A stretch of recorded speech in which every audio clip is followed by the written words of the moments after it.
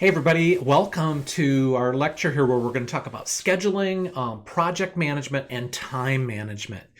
And I want to just really emphasize for those of you who are in BSE 508, there are really two parts. I want you to watch this lecture. There will actually be a discussion assignment embedded within this lecture, but I've also got the requirement for you to complete the Gantt chart module in LinkedIn Learning that you'll find in the module. You'll complete that module and then you'll upload the certificate of completion. The Gantt chart module will take you, I believe it's a 58-minute session. You're going to get some really, really good content on doing Gantt charts. I do want you to recognize, though, that Gantt charts are not the only project management technique. There's also a method called CPM, the critical path method, and a range of other tools and techniques. A lot of these also have software associated with them, or you can go, for example, to Excel and you can find different project management templates. I know that there's definitely one for Gantt charts. So do the LinkedIn Learning. But this lecture in particular is really more about personal time management. Personal time management is kind of like an underlying bedrock. It's like the foundation. You can have really awesome Gantt charts, or you can lay out the perfect critical path method pathway for getting a project done in a timely fashion. But if you as an individual are poor at managing your own time, that project's never going to get done. And that Gantt chart's going to be worthless if you don't do a good job as an engineer. Time is your most valuable. It is your most important. And it's also the resource that you can't go out and just replace. We've all got finite amounts of time, both in our week, in our day, in our life. So you need to make sure you're managing that time effectively. In these classes, you're managing a project, and a big part of that project management is about managing a schedule.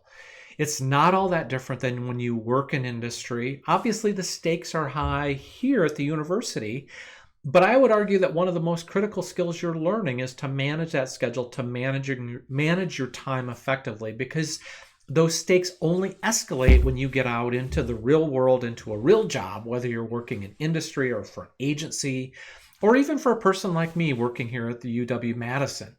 We do want you to be successful. We want you to be exposed to these different tools, but you also need these skills at a personal level as well. From my personal experiences, I've worked with students.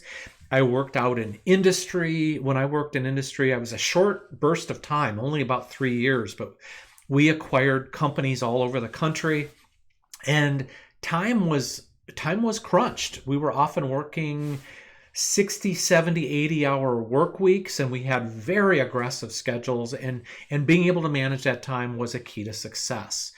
I've also worked on large research projects where we typically will have a Gantt chart, or we'll have some other type of project management that's part of that big project to make sure that we get it done.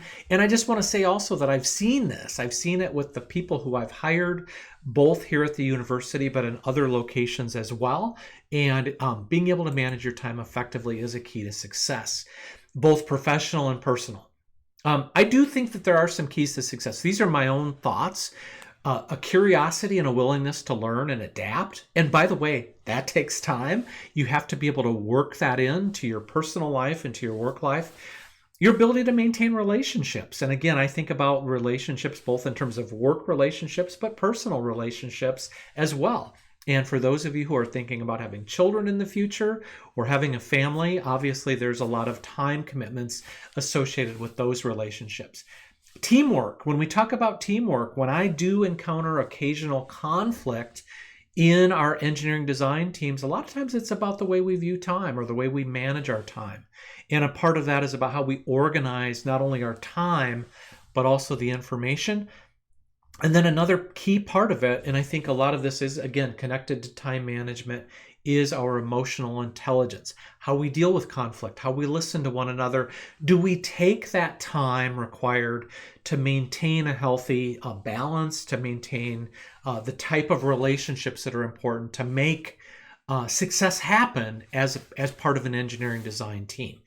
And then finally, focus. Focus, focus, focus. Again, when I do see people who struggle, when I see people who fail on occasion, oftentimes it's not because they're not smart. It's because they have an inability to focus effectively and use their time effectively. I don't want to go into a ton of time here, but I wanted to just talk a little bit about this. I think some of you might look at me and you might say, well, we're watching this, but Shutsky's from a totally different generation. He's a baby boomer. Baby boomers are known for being, kind of driven, very competitive.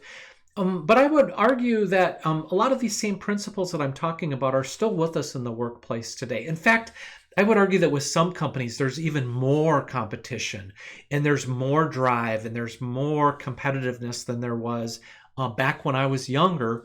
And part of it is because the principles that we're talking about, the way our brains work, the brain science that's behind the things I'm talking about today, really has not changed. It's not changed dramatically between generations.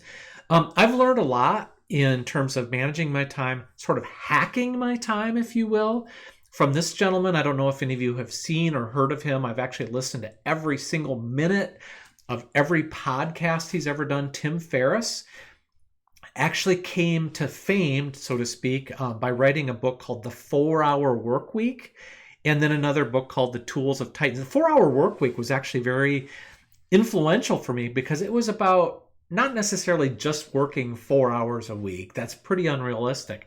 But in that time that you do have available to you, really doing everything you can do to leverage that time to its maximum extent. And I'll talk more about those principles as we go along. Our brains might be evolving in terms of our ability to do things like using digital, consuming media, but it's still something that we're limited. We're limited by our ability to perceive information, to process information, to solve problems. It's not evolving as quickly as we might think. And I think it's actually kind of a myth to think that that's the case. So some critical facts. Everybody has circumstances. Everybody's got a story, right? So when you sit down with the members of your team in a class like this or in some other setting, everybody's got something going on. Everybody's got maybe family issues. Maybe you've got, a family member who's been sick, or you've had other things that have really pulled you because of unique family or other types of circumstances. The other thing is we all think about time and we all think about these concepts a little bit differently. So that's why that emotional intelligence and understanding where each other's coming from is really crucial. When we think about diversity, by the way, we also have to think about the ways in which we view time and in which we set our priorities. But here's the bottom line on all of this. Depending on, it doesn't really matter like what your priorities are or how you view time. It is a fact that we all have 168 hours in a week, 24 times 7, right? 168 hours in a week, 24 hours in a day, 365 days in a year. So we have a finite amount of time, and we all kind of have a finite amount of time on this little planet that we're on that's orbiting the sun, and we need to make sure that we're utilizing and leveraging that time to its full potential. So for those of you taking the class, I would like for you to just spend a little bit of time. There's a discussion assignment associated with this particular session on time management and project scheduling. I want you to consider this case of David. And a lot of you probably know a David.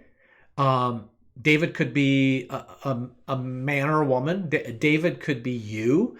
Just change the name. So David is a third-year student and a friend of yours at UW-Madison. It seems like you guys have a lot in common.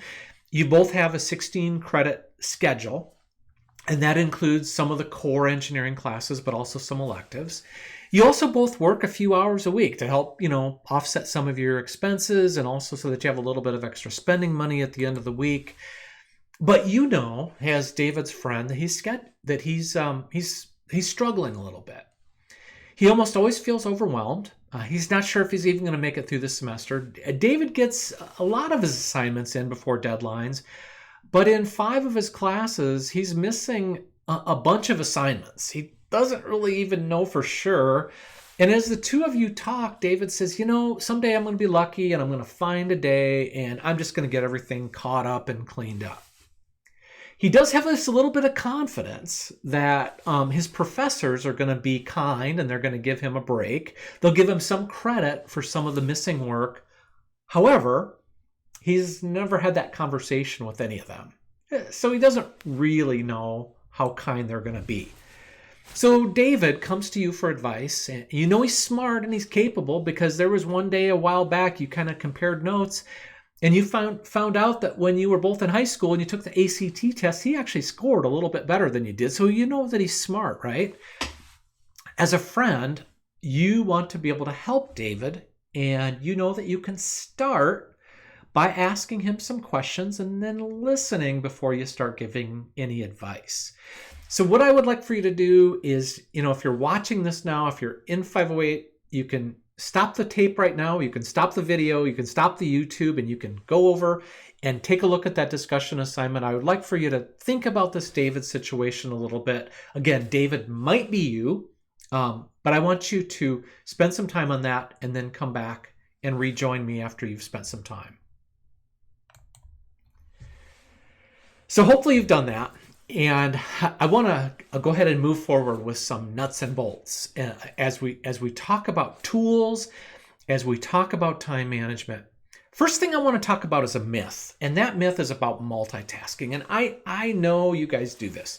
When we are together in the classroom, it does not go unnoticed. And you maybe see me doing this as well. So I'm not trying to call all of you out, but I'll be talking up in front of a lecture hall. I'll see most of you working the phone, sending text messages, reading text messages, updating your Instagram or your Facebook stat or whatever social media you're working on. Some of you are also doing email. And if there's something going on in the news, you may be looking at, checking in on like local or see, where the Badgers are at in the newly released rankings for college sports. But you're multitasking, right? And the bottom line is multitasking is a little bit of a misnomer. It's a little bit of a myth. We really can't do two complex tasks at the same time, like writing a good project design specification for BSE 508 and working on a heat transfer problem simultaneously. And then you throw in sending text messages on top of that. Those are really three relatively complex tasks. Our brain just does not do that. We're not wired that way. We really, truly cannot multitask. People who think that they're good multitaskers are actually, they're really good switchers. They switch from one task to another. They do it relatively quickly. If they're good at doing it, they do it quickly. However, the idea of switching costs us time. And I'll come back to that in a minute. It also, switching leads to frustration. It leads to errors. It leads to mistakes. It leads to a lot of stress and the potential for anxiety and other types of, it affects our mental health. And the bottom line is that multitasking also, or switching, which is the same as multitasking, also costs us extra time. I'll come back again. I'm going to just talk about this, but it's that extra time that costs us probably $500 billion a year in just the American economy. Now, if you don't believe me on the time cost, I want you to time yourself. So take out your phone, or I don't know if you got a Fitbit or whatever, time yourself. Get out a stopwatch. Time yourself. And what I would like for you to do is these two phrases or these two pieces. I am a good multitasker. You don't need to put quotes around. Just write down, I am a good multitasker. And then on the line right below that, write 1, 2, 3, 4, etc., all the way until you get to 21. Okay? Real basic, right? And if you time yourself, you're going to find that probably takes you like 55 seconds, let's say. And then I want you to do it the second time. Start your stopwatch over again. And I want you to do it a second time. However, I want you to jump back and forth between the two lines. So instead of just saying I'm a multitasker, you're going to say I1 space 2 A 3 M 4 space 5. You get the picture. So you're going to be jumping back and forth between each line as you do this. And what you're going to find is that task of constantly switching. Even if you switch every third or every fourth letter or every fourth number, it's still going to take you extra time. If you do it like I first talked about, I1, 2A, etc., it's going to probably take you at least double the time, if not triple. And that in reality is what happens. You may have two different tasks. You may think you're multitasking effectively, but the bottom line is if you take task A and task B, rather than doing them together simultaneously and counting the total time, if you do each separately, what you'll find is that the total time is less if you're not attempting to multitask. I guarantee it, and it's a scientific fact. I also want to just highlight this. I found this to be really interesting a couple of years ago out of Entrepreneur Magazine, and I really agree with this. I'm not sure if I agree with it so much today because I really took this to heart and I've used it, or maybe it just resonated with me at the time. Probably a little bit of both. Number one is to focus on the minutes, not the hours. Remember I said David is looking for that magical block of 5 hours? Guess what? He's never going to have 5 hours of unscheduled, uninterrupted time. That just typically doesn't happen. And as you get older and as you begin to become even more busy, or maybe some of you begin to have families and kids and other types of complexities in your life, you're not going to suddenly have magical blocks of hours or days to get everything caught up. So what we need to think about is focusing on the minutes. We need to focus on maybe that 25-minute block that I have between classes. Sure, it's fine to go, grab some coffee or go grab something to eat so that you make sure you keep your body fueled. But those little 25-minute blocks of time or 30-minute blocks of time really do add up. You take 3 or 4 of those during the course of a day, you might have 100 minutes, almost 2 hours of time that you would have normally blown off. And I've really tried to do this a lot. I've really learned that it's those little bits of time that really do add up. I've really learned that especially here during the times of the pandemic in 2020 and 2021. Also, like I talked about, avoid multitasking. Focus on one thing at a time in a given moment. Another thing to think about is always writing stuff down. I talked about this early in the semester, the importance of writing things down because it helps to get the gunk or the junk out of your mind. It also helps to spur creativity. Have a morning routine. Most of us tend to waste a lot of time in the mornings. And for many of us, that can be a very productive time. Wildly successful or ridiculously successful people also do a good job of managing their energy. So getting plenty of activity, getting good sleep. So a lot of you think I can get by on 6 hours of sleep a night. Most of us probably need closer to 7 or 8, at least 7 for most normal healthy adults. So think about your sleep quality, and also think about your body like you would a machine. You need fuel, you need nutrition. Your brain needs a lot of nutrition. Your brain is a small organ. Your brain weighs about 3 pounds, and yet your brain consumes about 25% of the energy that your body needs. So let's talk a little bit about the Pareto principle. So Vilfredo Pareto was an Italian. He was a civil engineer, sociologist, economist. He wore a bunch of different hats. But he's the best known, you've probably heard about the 80-20 rule. Also was known by Pareto as the law of the vital few. And he applied this in a lot of different ways. And what you'll find in working for any organization or company, you're going to find that 80% of your sales come from about 20% of your total customers. You're also going to find that about 80% of the sales are made by just a small handful of salespeople. Like 20%, like 1 in 5 of the salespeople are going to generate 80% of your sales volume. If you work for a company also, or if you're a manager, if you're a boss of a big group of people, if you run a factory, if you're my friend Mary Pat Tubb, who manages the big factory down in Iowa for John Deere, where they make forestry and construction equipment, one of the things you'll find, she didn't tell me this, but I know this for a fact, that about 80% of your complaints are going to come from about 20% of your staff. If you're the dean of the College of Agricultural and Life Sciences, 80% of the stuff that happens out in the college is going to be incurred by 20% of the people. Same with your friends. And this cuts across all ages, all demographics here on campus. 80% of the drama is going to come from about 20% of your acquaintances, right? You guys know this, and you know who those 20% are.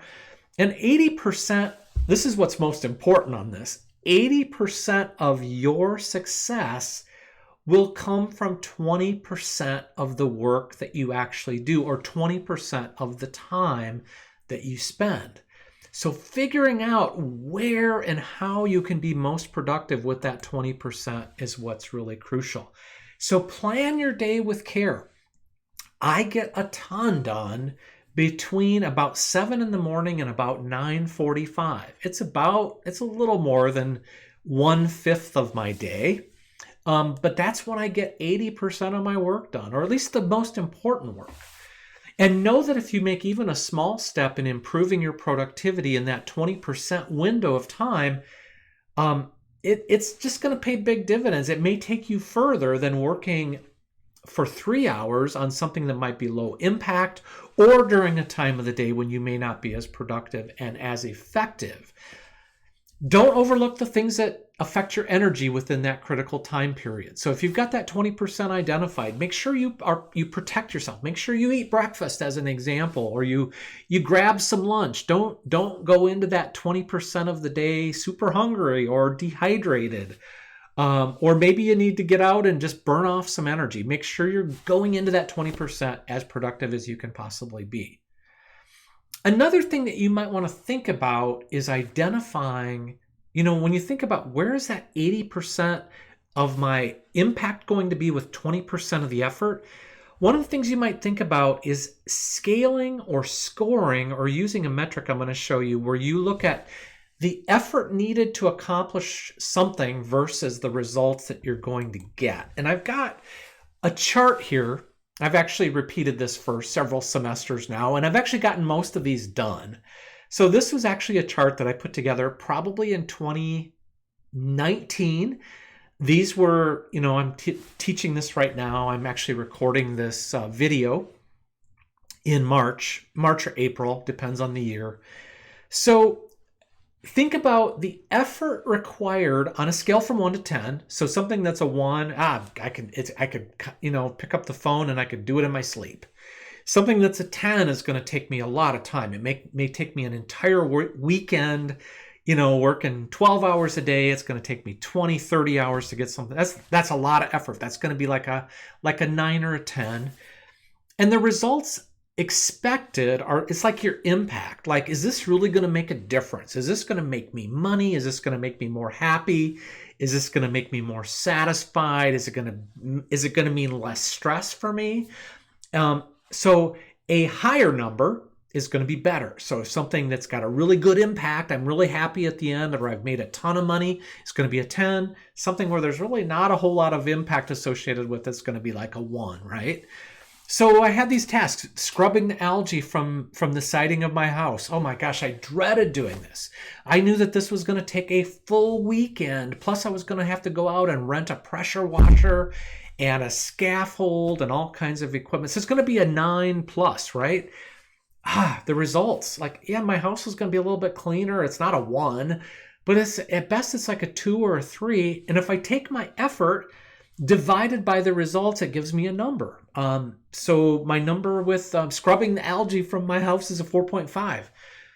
Another thing I needed to do was I had this area of rock out in front of my house that abutted up against the foundation of my house with some large limestone and sandstone sheets of rock, and then there was river rock around it, and it was beginning to erode and deteriorate. And I was quite concerned about the impact on the foundation of my house. I was actually concerned that if I didn't get it taken care of, it was going to cause damage, and it was going to cause damage that would be very difficult to repair and ultimately could be very costly. So the effort required, I wasn't going to do this myself. If I had done this myself, it would have been a whole a year's worth of work, and I would have probably needed to rent like a bobcat or a skid steer loader. But the effort, I called Randy. So Randy was the guy who came. He was the landscaper who put it in. I wanted him to do the repair. The effort required for me to give Randy a call on the phone, dial him up. The hardest thing was to find his phone number. So it's like an effort level 1. And yet this impact, once I got Randy out there to do the job, it had high impact level of 8. So if I take 1 divided by 8, it's a priority score of 0.13. And you can see down the line here. If I practice my guitar for 2 hours, doesn't take a lot of effort. I really like it, actually. Maybe it's a 1.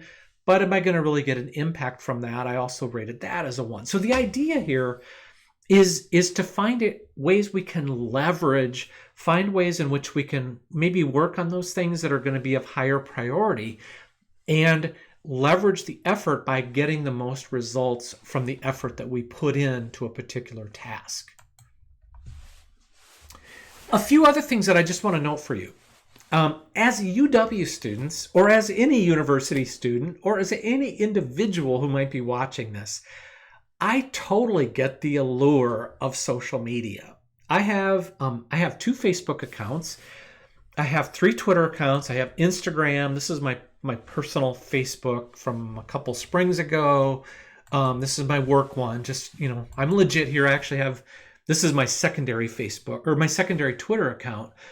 So I get it. Like, I understand, what those bursts of a dopamine and adrenaline, when I post something and people like comment on it or they like it or they heart it, like I enjoy that. And that is something that does trigger some real positive feelings in our brain. I also love watching random stuff on YouTube. I mean, I've gone down the rabbit holes of carpool karaoke.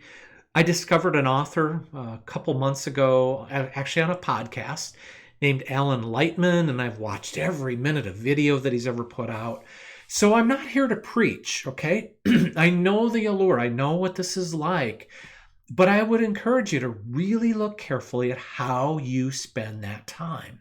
And that you maybe think about dedicating portions of your day so that you can spend it doing these things that you love to do, using social media, text messaging, whatever it might be. But be a little bit cautious.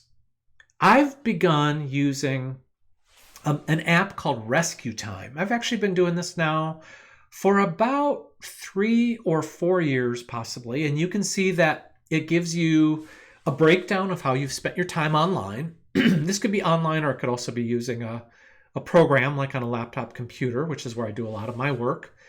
So on this particular day, this was time spent on the computer. I logged 5.3 or 5 hours and 35 minutes. And I had a productivity pulse of 84, which is pretty good. Actually, my normal, you can see down at the bottom, my normal is about a 71. And a lot of times it's because I'm spending time doing things that are probably not considered to be high leverage, those areas that are higher priority. But this is something that I've ramped up my productivity over time by being more conscious, by becoming more aware of how I'm spending my time. I wanted to contrast it to this day where I only had a productivity score of 60. And you can see here I hate to admit this, I spent 8% of my time. So that would be, if it was 10% of my time, 8 hours. So I spent like a little bit more than an hour doing social media, paying attention to the news. So one of the things you might notice between this day where I worked 8 hours and 19 minutes and this day where I only worked 5 hours and 35 minutes with a higher productivity score, I probably actually got more done in a shorter day because I was more focused. So that's the whole idea here, is that by tracking your time, paying attention, using some of these technologies, I would really recommend Rescue Time. I've actually found it to be quite useful. I can also customize it. Now I actually have multiple, I use Twitter and I use Facebook and also LinkedIn for my work. So I have made some tweaks and some adjustments. You can tweak it a little bit based on your personal preferences and tendencies. But it is something that for me personally has been very useful. Here's another thing that I use. And again, the research bears all of this stuff out as being useful techniques for people who are practicing engineers or for people who are university students. It's called the Pomodoro technique. You also hear this referred to as the tomato timer technique. It was developed by actually a student in Italy, another Italian. And his thesis, or his theory that he tested out, is that you can get a huge amount of things done in a 25-minute block of time if you are hyper focused on singular activities. So literally, if you go online, there are a million, okay, not a million, but thousands of different tomato timers or Pomodoro timers. You can adjust them. 25 minutes may not work for you. I tend to like more 30-minute blocks because with 30 minutes, I think that's about the time where my brain needs a break. But the idea is you set the timer and you work intensely in these 25-minute blocks of time. You don't multitask. You put the phone away. You get the phone. You put the phone in another room. It does help you to eliminate burnout and fatigue. It helps you to manage your distractions. It creates a sense of balance. And again, there's a lot of research that shows the benefit of techniques like this. So again, there's timers. Some of them actually have a little tomato. You can also, by the way, you can put an app on your phone. I was going to say that there are some that have little tomatoes associated with those. Your brain, the bottom bullet, your brain has a chance to recover, to rest, and you can actually kind of reflect back and you'll find that you'll get a lot of things done. If you work on a project and you work on, say, one of these blocks or two of these blocks with a short break in between, you get so much done in a 50-minute period that you'll just be amazed. Here is something. I've had a few students who have kind of gotten, really gotten excited about time management from a personal perspective. And one of the things that I had a student talk about a couple of years ago was a book and a technique called Getting Things Done. Now, getting things done is kind of like the whole Tim Ferriss movement. I talked about Tim Ferriss and his podcast and the 4-hour work week and those kinds of things. There are people who are almost like religious about getting things done. I'm not going to spend a ton of time. It's actually based on a book written in 2001 by David Allen. And it's kind of a framework. And the idea is you free your brain like once and for all from all the sludgy stuff that tends to get us gummed up.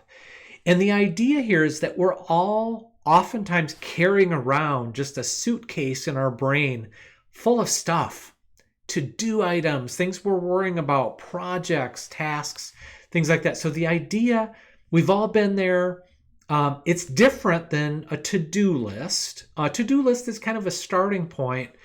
But we know from research and from some of David Allen's speaking that it is something that can consistently create a sense of greater freedom. I am not a user of getting things done. To me, it takes it a little bit too far. But if you're interested in talking to anybody on campus, I do know of a couple people who do use this technique.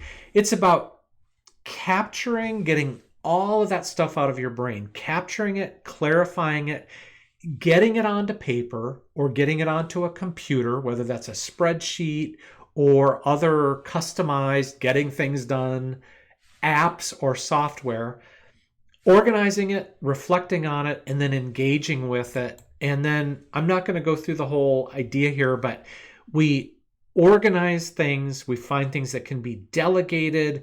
We determine, is this something that can be actionable? If so, we try to get the actions done relatively quickly. Or there are things that can maybe be put aside for a period of time. Again, I'm not going to go through in great detail, but if you're interested in like fine-tuning or hacking your time management, getting things done might be something that's useful for you.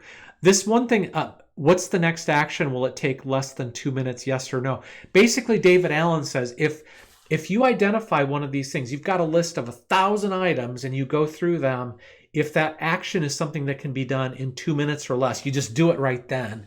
I actually find that to be a little bit fragmenting. That's hard for me to think about so many things and just bouncing back and forth. But it does work for some people. And I did want you to know that getting things done is out there as a technique. And I'll link a couple of getting things done videos in this module. Here's another one, and you will be exposed to this if you're taking my class BSE 308, Career Management for Engineers. We call these SMART goals. So SMART goals are a little bit different than a to-do list. To-do lists are not bad. As long as you can prioritize your to-do list and knock things off, there's value in doing that. It actually is kind of like those likes and hearts you get on Facebook or Or Instagram, it's similar. You get little shots of dopamine that trigger happiness in your brain when you cross things off on a to-do list. SMART goals are for things, though, that are going to maybe take you a little bit more time. These are things like a project, a significantly large project in a class. Or maybe you're building something, or you're learning a new skill or a new hobby. SMART goals basically say, there's kind of a formula for how you can set the goal. Number one, it has to be specific. It needs to be measurable. You need to be able to define, what is success going to look like? How will I measure? What will the tangible manifestation of success actually look like? It also needs to be action oriented. You also see SMART goals referred to as being achievable. Achievable is a given, but they need to be action oriented. They need to be realistic. They need to be things you can actually get done, and they need to have a deadline associated with them.